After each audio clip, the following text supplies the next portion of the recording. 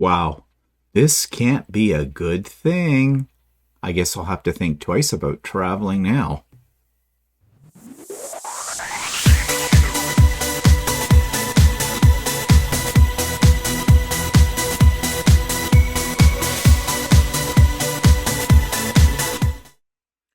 Good morning, everybody. It's Stephen here for Bland Designs and the Idiot Quilter, and welcome to my weekly vlog number 328 for September the 4th, 2023. And this is a long weekend here in Canada and in the United States. It's the Labor Day weekend, which marks the unofficial end of summer. Summer technically doesn't end until September the 21st, but all the kids will be back to school at this point, as of tomorrow. Some are already in school because they have early entry, or in certain parts of the states, they go in August. So yeah, things are going back to normal. I hate to see the summer go. However, we are experiencing some hotter weather right now as well. So yeah, it's not done with us yet. No, not time to get out the snow boots just quite yet. Okay, let's take a look at what my current project is. And you have seen these fabrics before, because all of these fabrics, with the exception of one, have been made into one of my shirts. Yes, these are the leftovers from all the shirts Walter has been making over the last year or so.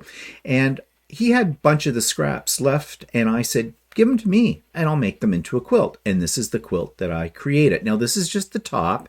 I haven't got it on Lucy yet to quilt it.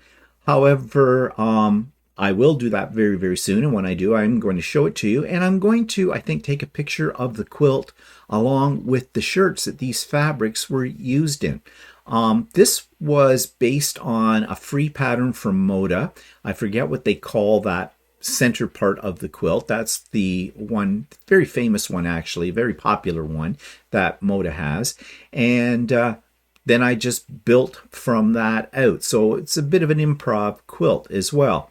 What I did with the scrap fabrics was just cut them all down to 5-inch squares, and away I went. So yeah, I think it's very colorful and I quite like it. And it's a great way to remember after the shirts are long gone, which I hope will not be for a very long time because I love them so much. Once they're gone, there'll still be a lasting memory of what those shirts look like in terms of the fabric that was used in them. So yeah, that's what I've been working on. Now, I have been working also, but I haven't got it quilted yet, on my Christmas quilt, and I'll show that to you when I get it quilted. I'm hoping to get it quilted maybe this week, but I have a busy week coming up, as you're going to hear. Okay. So that takes me to YouTube of the week. All right. We all know we get that stuffed feeling after we've had a big meal. Think about Thanksgiving, think about Christmas, things like that. We're all sitting around loosening off that first notch in our belt. But most of us know our capacity. Well, recently, Walter discovered a YouTube channel that we've been following from a guy in England who is a competitive eater. And he goes out and eats these mass quantities of food. And this guy is not fat. This guy is very slender. And it's just incredible watching him put away stuff that no human being can possibly put away. But he does. And he wins all these competitions. And apparently competitive eating is something that's very, very popular. So I think I mentioned this guy to you last week. He goes by the title Beard Meets Food. Well, I found a documentary on YouTube about competitive eating that featured him and some other ones as well. Here's my explanation of that. Last week, when I presented the YouTube channel of the week, I talked about a guy who does competitive eating from the UK called Beard Meets Food. Well, I did some more exploring and I found out that this is something that is very, very popular in both North America and in Europe.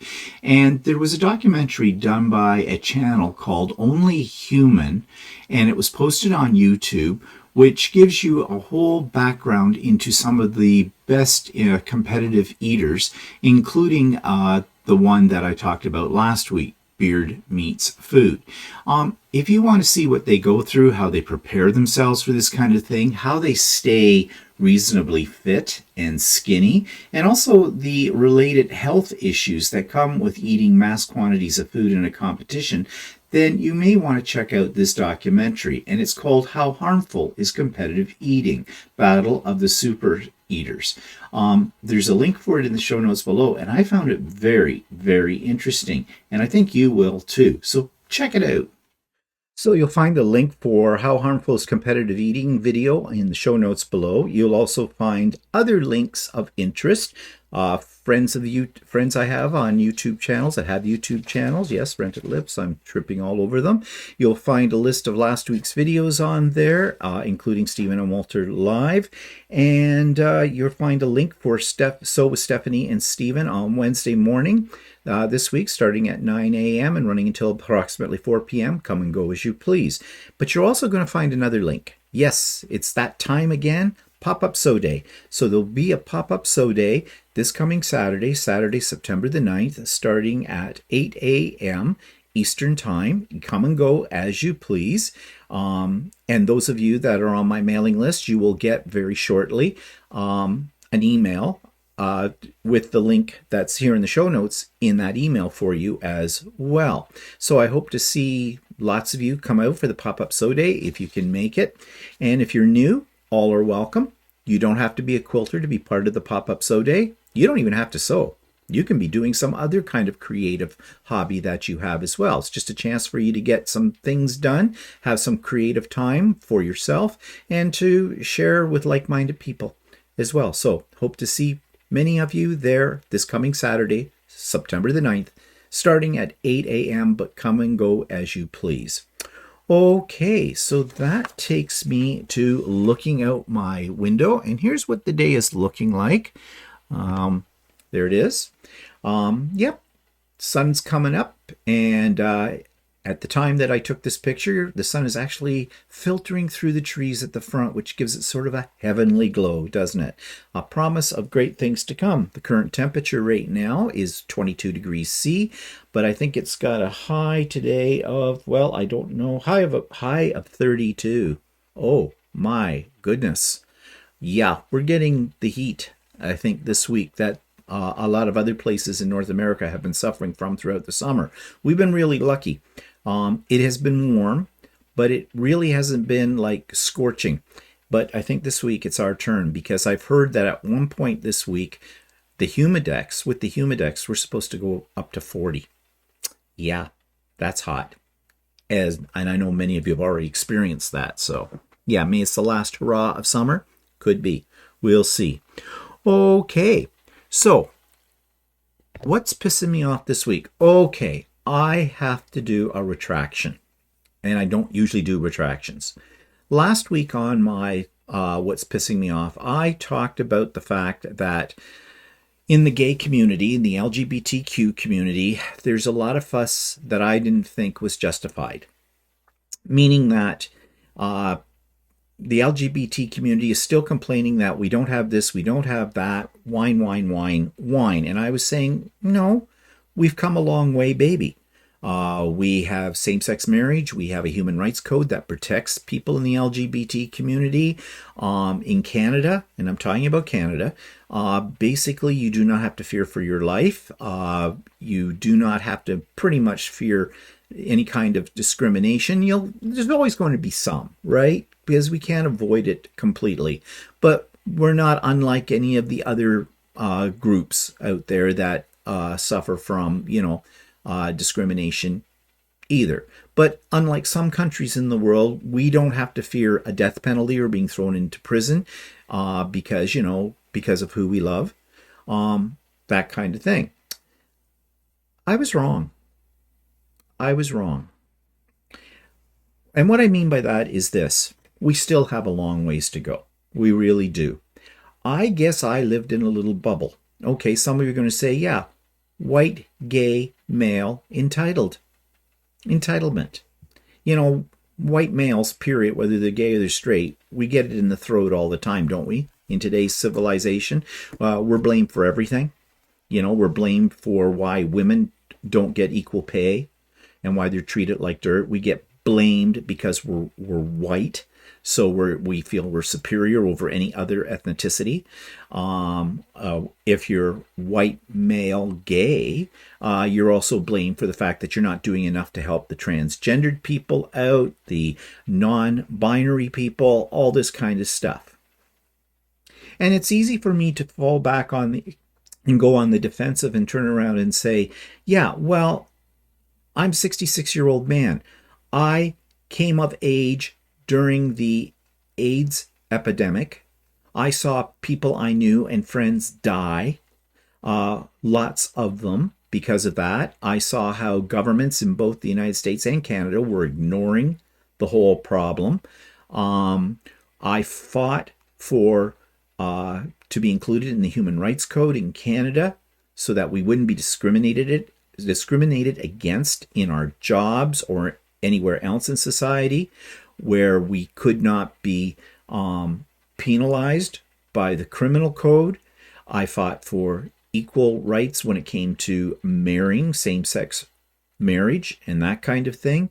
And, and things have gotten better, and much better than from those days. And yeah, I'm very comfortable now about being an openly gay male. I don't have to worry about being threatened or being beat up. So yeah, I live in a bubble.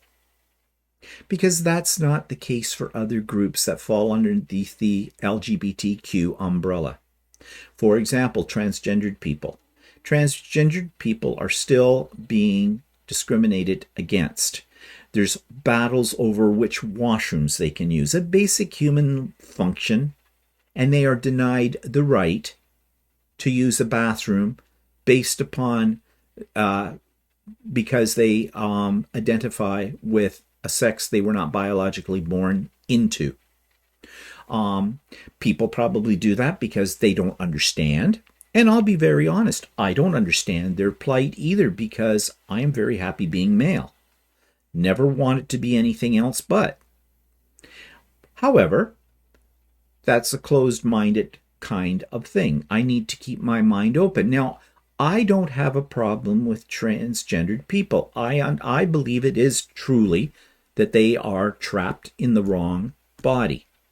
And I feel that they do need to be protected, and they do need to have the rights and privileges that all of us have. The basics, essentials of a healthy and happy life need to be extended and need to include transgendered people. The same goes with non-binary. Now, that is the one group I have the least amount of knowledge about, and I really do not truly understand them. Now, I've done some research. I have met a few people who are non-binary as well, and I really do try. If they tell me their pronouns are they, them, and their, I try to use their pronouns. It's going to take a little longer. But I do understand that a lot of people just think they're really, really weird. And some people in the extreme will act out against them. Well, you know something? They're human beings. It is their right as human beings to select how they identify. And if they wish to let me know that they identify as non-binary and these are their pronouns they use, then really, I have to make an effort to be respectful and do that. Personally, I'd rather use their name, just because I'm afraid I'm going to slip up. But that's going to take some time to get used to that, because that's something that's relatively new to me. Okay? And that is something that was outside of my comfortable little bubble that I have been living in. I know that there are places now in the world where, and I always knew this wasn't part of my ignorance here, that in some places in the world you can be put to death for being gay or lesbian or bisexual. I know that there are places in North America, especially in the southern United States, where there are some very extreme individuals in politics and in the Christian right movements that want to take away basic human rights from people who identify especially as transgendered or non-binary. And they're lashing out. Of course, the news picks on this, and they blow that up out of proportion, because they make it sound like if you go to to a southern state like Georgia, Tennessee, Florida, something like that, and you're gay, you're going to be cut into little pieces. Even our Canadian government just recently announced a travel advisory to the LGBTQ community saying, for the United States, saying, be very careful. There are some states in the United States that are not friendly, especially towards transgendered and non-binary individuals. I think that was a mistake for our government to announce something like that, because it will do one of two things. And either one of these things is a polarization. It's either going to make people in the LGBT community, especially transgendered and non-binary, fearful to travel. Or it's going to have the exact opposite, and it's going to hit a note with the more militant elements of these groups, who are going to say, if I'm in the States, I'm going to make a big to-do about the fact that I am what I am. Too bad for you. Don't think that's a wise move, because we as Canadians do have a lot more freedoms than some of the people that live in certain states in the United States. But it is the United States. It is their country. It is not our country. So when you're in a foreign country, you have to play by the foreign country's rules and their laws. Okay? When you're in Canada, you play by our rules. When you're somewhere else, you play by their rules. That's just good common sense for anybody, regardless of whether you're a member of the LGBT community or not. So I guess what I'm saying and what I'm retracting is the comments I made last week were out of ignorance. I was ignorant. I thought things were better. But I've been doing some research. I've been listening to several different podcasts that deal with LGBTQ issues, and I have come to learn that the fight is not yet over. That there is still a lot of ignorant people out there that need to be educated about what is and what is not part of the LGBT community. That there is nothing they need to fear from those of us that are part of that group. That people have the right to be people and to live their true life and to love who they want to love. And I guess now that my eyes have been a little open, now that I've come out of my white, gay, male, entitled bubble, I'm going to have to do a little bit more to help out those that are struggling. And that's what I want to say about that. Okay, let's move on to looking at my notes here. Yeah, some new products that I have recently purchased. Well, one new product. It was actually a birthday gift from Quilter.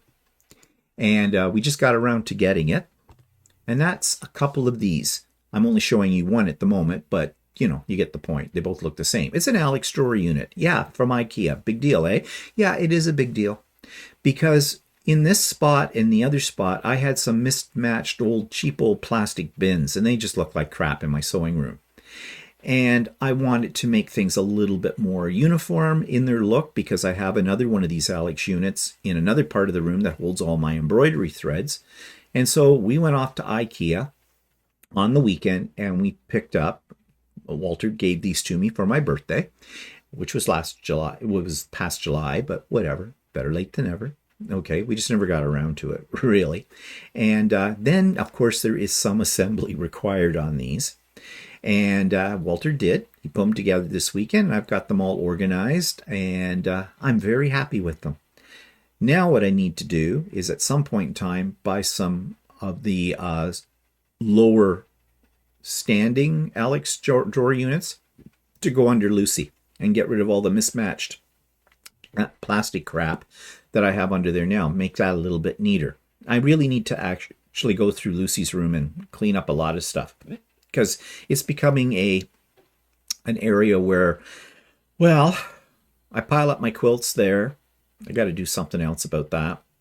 And I've got a lot of other junk out there, and it's just piling up. So anyways, I'm very happy with my new drawer units. Okay, so that also takes me then to how's our garden growing? Well, you see this every week, and there it is. We have decided that our principal crops this fall and winter under the grow lights is going to be lettuce, basil, and green peppers because those three things grow very well under the grow lights. Tomatoes we're still debating on. The tomatoes didn't do all that well under the grow lights.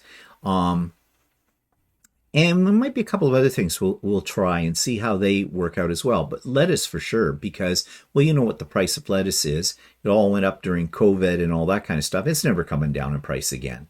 And I'll be damned if I'm going to pay $4 for a head of iceberg lettuce. And this stuff that we're growing, it's called Great Lakes lettuce, I think, and it likes a little cooler temperature and it grows very, very well. And here are some of our green peppers. Now we've got green peppers outside and we'll look at those in a minute. But these seem to grow under the lights very well. So these are more plants that we started. I don't know if we started these from seeds or actually got plants. I think we started these from seeds.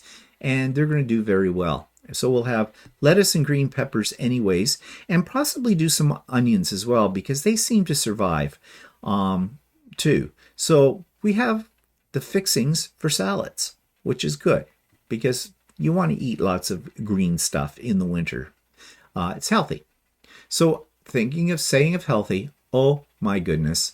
I mean, this is the one thing I hate about when summer ends and we finally get the first frost because the basil or basil, whichever way you want to say it, this is all basil up in here and it is a beautiful plant.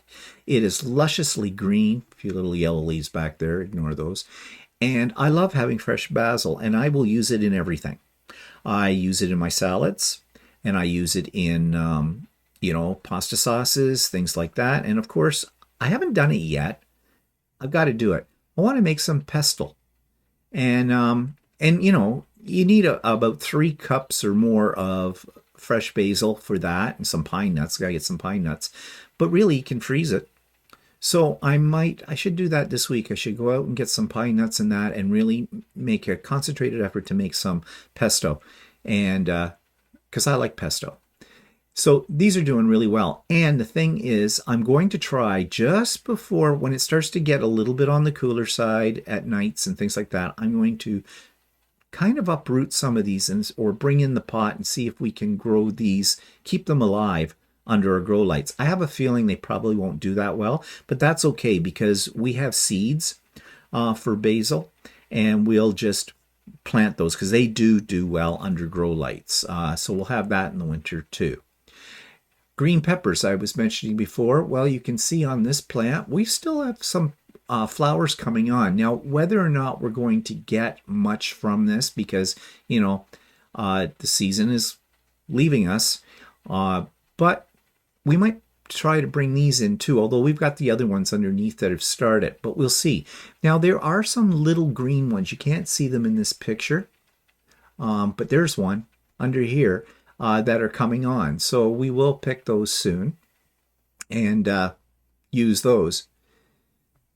And of course, here's what the rest of the garden looks like. The tomato plants are a bit scraggly. They're still producing though, so that's okay. And Walter has to water them pretty much every day. Because they take a lot of water. And you can see here we have a pot of chives, and Walter's talking about planting some chives under the grow lights as well. Because really, the chives you can use as green onions in a lot of recipes. They taste just like green onions on that. Now, we didn't plant these. They come up every year. They're a perennial. Walter, just when he cleans up the pots for the winter and shoves them off to the side of the deck, this will be the first things that'll start to sprout come the spring again. They'll just come back. You don't have to replant them or anything like that. In fact, there's so much of them there, we don't know what to do with them. So yeah, that's how our garden is growing right now. And I love it. I really do love it. I just love the greenery that's there. We sat out there actually for a little while on the weekend. On what night did we do that? I think Saturday night. We sat outside on the deck and it was nice and pleasant. The weather wasn't too hot, too cold. Bugs were at a minimum. And it's just nice with the greenery that's there. I think I almost prefer that over like flowers. So anyways, that's how things are growing. So that takes me to my 3D prints. So let's see. Do I have a picture here? I showed you, I think, last week a picture of my David flower pot, my David bust flower pot, and my mermaid. And guess what? They weren't waterproof. No. I was a little disappointed, but no, water was leaking from them. So they're not going to work as flower pots. So I decided just to be conservative and make some more flower pots for my philodendrons that are just, you know, somewhat boring. These have a little bit of style to them. So I printed these out. There's two different sizes. This one's a little small for planting anything in. It was the prototype. These two will work fine, and I need to get some more of my philodendrons that I've got rooting upstairs into those pots. So now the printers have been, since I've made these, have been kind of silent for a few days because I'm really out of ideas of things to print. I really don't want to print junk because there is a lot of junk you can print. Like, and what I mean by junk are toys or, I don't know, little statues. Most of them are fantasy statues. There's a few naughty things you can print out too. I don't want to print any of those. Thank you very much. So I don't know. I'm thinking though, I used to do a few things in my paper crafting and that were steampunk related. And I know there are some steampunk things that I can print out on the 3D printer. And I'm thinking maybe I'll do that. Maybe I'll make an art piece. I don't know. I haven't done anything like that in quite a while. Maybe I'll look into that. That's an idea. We'll see. I'll let you know how that turns out. Okay, so that takes me to Blasts from the Past trips. This is the second part of the one I showed last week about Manly Beach in Australia. And here's part 2 of that video. The path has led us so far. It's called the Barracks. Bunch of buildings. Have no idea what they are. Don't know if it's something to do with the military or what, although one of the doors had a Montessori sign on it, for Montessori school, so not sure what this is really. So, more up front and personal with nature here. Not sure what this is. Some kind of bird. Oh, it's a friendly bird. Hello bird, are you friendly? Are you a friendly bird? I don't know how friendly you might be. And in the distance you can see Sydney from wherever we are. Okay, so after that big long walk we got up to a cafe that is the only place we've hit in Australia where you don't order at a counter, where they want to seat you and do table service. All we wanted was a bottle of water. No chance. So then we go into the information center looking to see if there was water and how the hell we get back to Manly. Well, we met this nice old lady in there who gave us the whole history of this place, which was active during the Second World War for protection from the enemy, all that kind of stuff, quarantine people. There's a cemetery to see. We're in there for about 10 minutes listening to her go on and on about the stuff. And all we want to know is, how do we get to Manly? So we're kind of going back the way we came. Well, there are signs pointing to Manly, and they give us a variety of different kilometerage. We're not taking the scenic route. We're taking the direct one. Yeah, well, that's fine. Already been on the scenic route. Saw a lizard, saw a bird, saw no water, went off this trail. Okay. If you never see me again or hear from me again, you know that somewhere I am lost in an old World War II barracks. And we're about half a kilometer from the central business district of Manly, but this is sort of a residential street. Gives you a little idea how people live here. Big apartment building.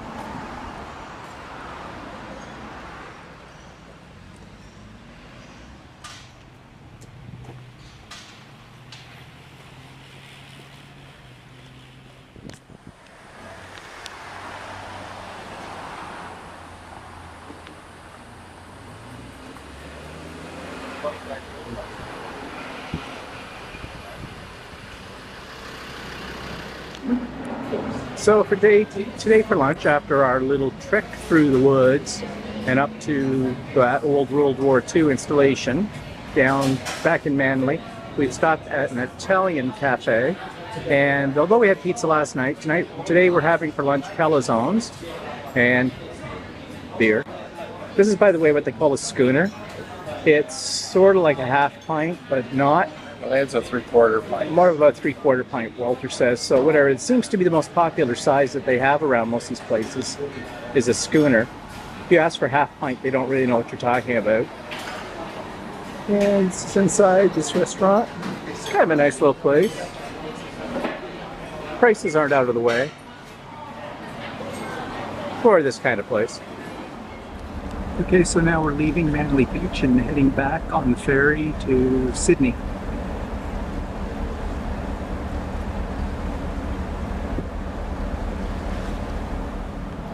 There's the Opera House getting set up for New Year's Eve. A couple of nights to go before then. We'll be sitting up there in the top part. Let me get close up. Right up there, we'll be having dinner, right there.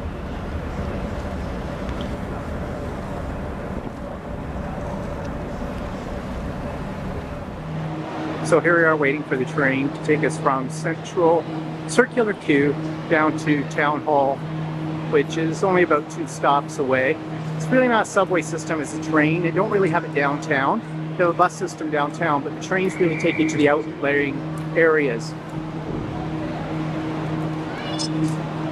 Okay, so we're back off the ferry from Manly Beach, and now we're downtown and we're at the Queen Victoria Mall, which is built in Victorian times, and now it's all shopping plaza. It's always been a series of stores, I think, from the time it was built in the 1890s. So you can see it's got a lot of really nice decoration and decor, and this huge clock up the center. And lots of things here to shop for. Here's another shot of the Queen Victoria Mall, looking down all the levels and up. Another clock.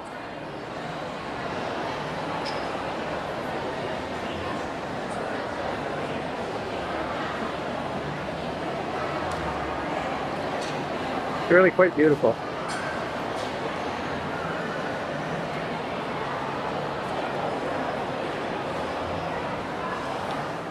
Now, I'm not going to say this place is racist, but you make your own conclusion.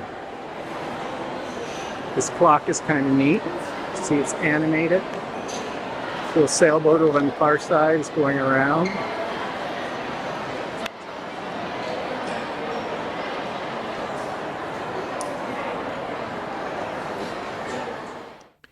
So, events in the past week. Well, let's talk a little bit about the window replacement. It hasn't happened. Yeah, I told you last week, that they came, they had the wrong size, blah, blah, blah, had to reorder it. It was going to be, they'd have it this past week and get it all installed. Yeah, no. I knew that wasn't going to happen. That's bullshit, quite frankly.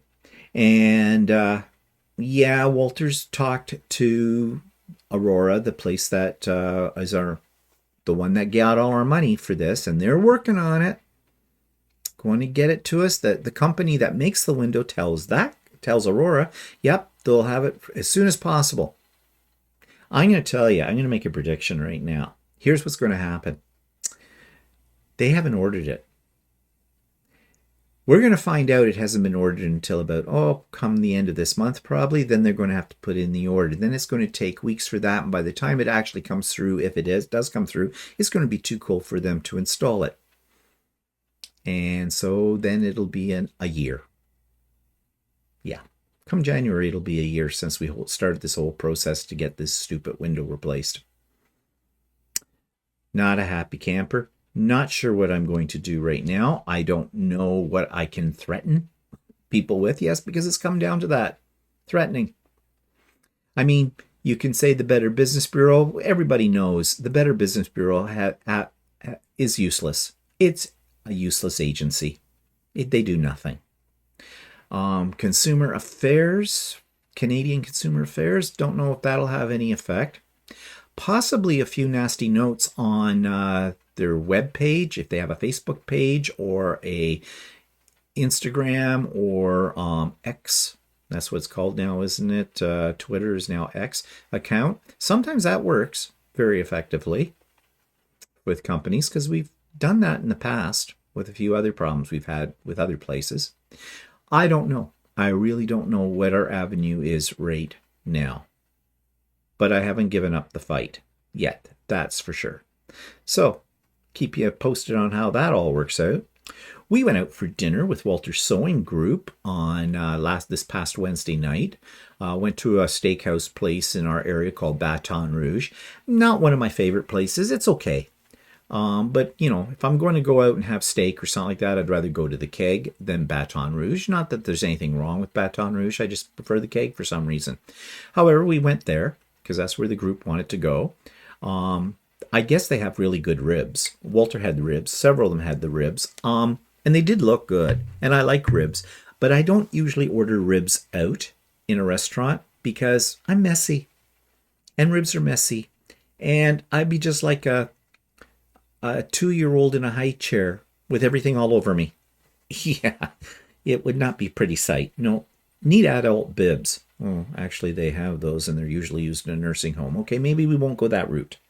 So what I do is I just avoid ordering ribs. I ordered the prime rib sandwich or something, which was good. Have no complaints about that whatsoever. I was a little piggy because I did order dessert because they had key lime pie, and I love key lime pie. Walter's not a fan of it, so we never have key lime pie, usually. And I usually don't have dessert out because, you know, I'm full. And I was full here too, but I saw key lime pie that had part of it dipped in chocolate. Well, I had it. Oh my God. Yeah, it was good. I didn't really care for the chocolate dipping on it because it was sort of like if you go to Dairy Queen and get one of your soft serve cones dipped in the chocolate. And again, I'm going back to messy. I never ordered one of those kind of cones, not because I don't like them. It's because when I bite into that chocolate, for some reason, the ice cream squirts out at me. And again, 2-year-old in a high chair wearing mashed potatoes and everything else on them. So, but the pie was good, but it was very, very sweet, very, very rich. It was very limey though too, and I like that. So yeah, I did not finish it, and I definitely felt very uncomfortable when I got home, being like bloated. I'm definitely not a competitive eater, okay, for that kind of thing. But it was a nice time out. So yeah, those were the highlights of last week. What's coming up? Well, of course, Pop-Up Sew Day on Saturday, September 9th, this coming Saturday. You know all about it. Links in the show notes. For those of you that are part of the Walter fan club, I'm sorry to say he will not be making an appearance on Saturday. He has his own sew day with his sew group at the club, so he's off to that. So I'm sorry. I know you'll all be disappointed. Boo-hoo. And yeah, and also what's happening this week is I'm meeting one of my subscribers from Australia. She is here. It's Philippa. Some of you will know who I'm speaking about, from Brisbane, Australia. And she's out here because her daughter is going into the art college in Toronto for education. And so Philippa and her husband brought their daughter out to get her set up with that. Plus, Philippa went last week to Stephanie's retreat in Washington State. So, you know, Australians, when they travel big. They go everywhere. So she has a free day this Tuesday, tomorrow, because her daughter is in an all-day orientation. So she's coming out here to my town, and we're going to pick her up at the train station, and we're going to whisk her off to Ultimate Sewing to do some fabric shopping, and then we're going to maybe take her on a short little tour of my town, which will take 5 minutes, and then we're going to have lunch somewhere.